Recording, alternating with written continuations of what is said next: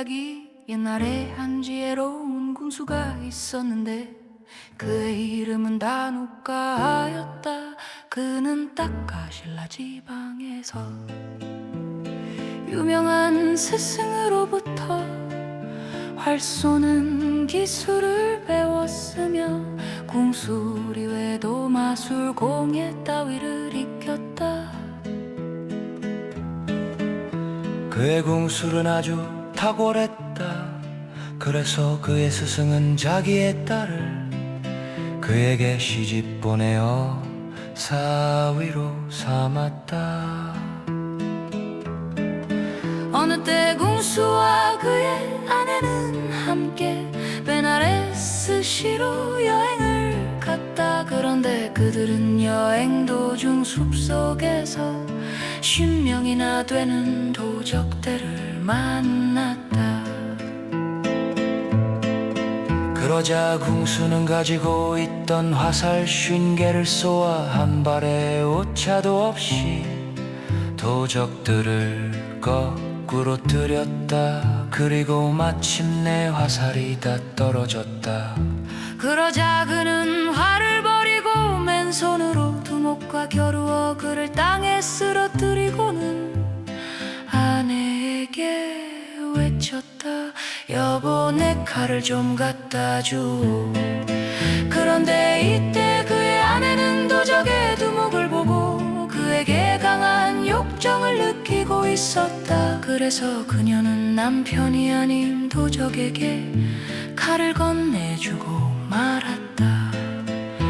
그러자 도적은 칼로 궁수를 쳐 죽이고는 여인을 끌고 도망치기 시작했다. 그런데 두목은 길을 가는 도중 이런 생각을 하게 되었다. 이 여자는 실로 무서운 여자다. 나보다 더 마음에 드는 남자를 만나면 이번에는 나도 죽이고 말겠지. 이런 여인을 데리고 간들 무슨 이익이 있으랴 이러는 가운데 그들은 강가에 도착했다.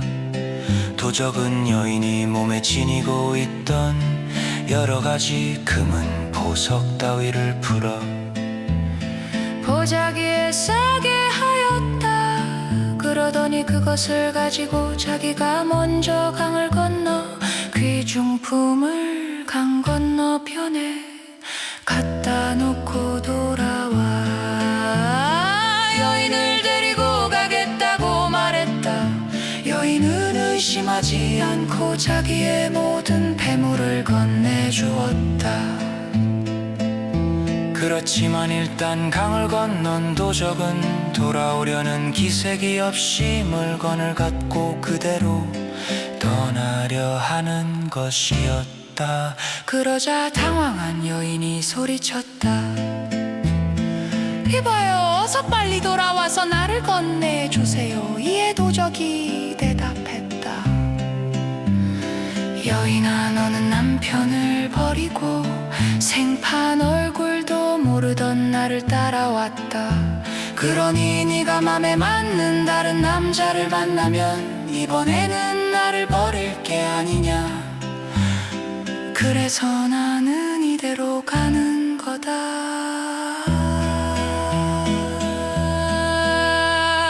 이때 작가 천왕은 여인을 한 번 더 부끄럽게 만들어 주려고 마음 먹고 자기의 마부와 악사를 데리고 지상으로 내려왔다. 천왕은 자기는 승냥이로 변신하는 한편 마부는 물고기로 악사는 새로 변신개였다. 그리고 나서 승냥이가 된 그는 고기 한 점을 입에 물고 여인 앞으로 다가갔다. 이때 물속에서 물고기 한 마리가 튀어나오더니 승냥이 앞에 떨어져 퍼덕대기 시작했다. 그러자 승냥이는 입에 물고 있던 고기를 내팽개치고 물고기를 잡으려고 뛰었다. 그렇지만 물고기는 힘차게 꼬리를 치며 다시 물속으로 들어가 버렸다. 그래서 승냥이가 버렸던 고깃덩이를 물러가는데 하늘에서 빙빙 돌고 있는 새가 날아와 고기마저 채가 버리는 것이었다. 그래서 승냥이는 고기와 물고기를 다 놓치고 말았다. 이 광경을 바라보던 여인은 경황 중에도 깔깔대고 웃었다. 그러자 이미 숲속에 몸을 숨긴 승냥이가 말했다. 아카시아 나무 숲에서 누가 큰 소리로 웃는 거요. 춤출 일도 노래하고 손뼉 칠 일도 없는데 울어도 시원찮을 판에 도대체 누가 웃는 거요.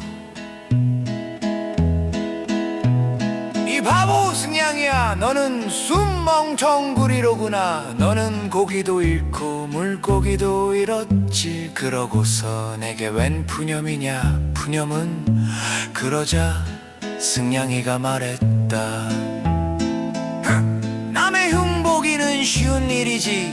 그러나 제 주제를 살피기는 어려운 법. 여인아, 너도 네 남편과 새 인을 모두 잃어버리지 않았니?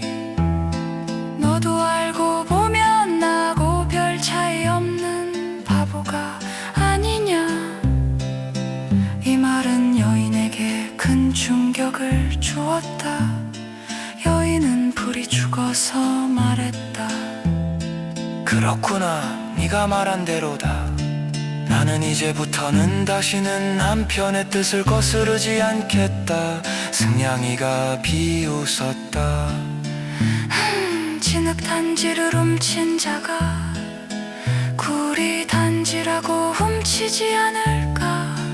너는 이미 더러운 짓을 했고 아마도 그 버릇을 버리지 못할 걸.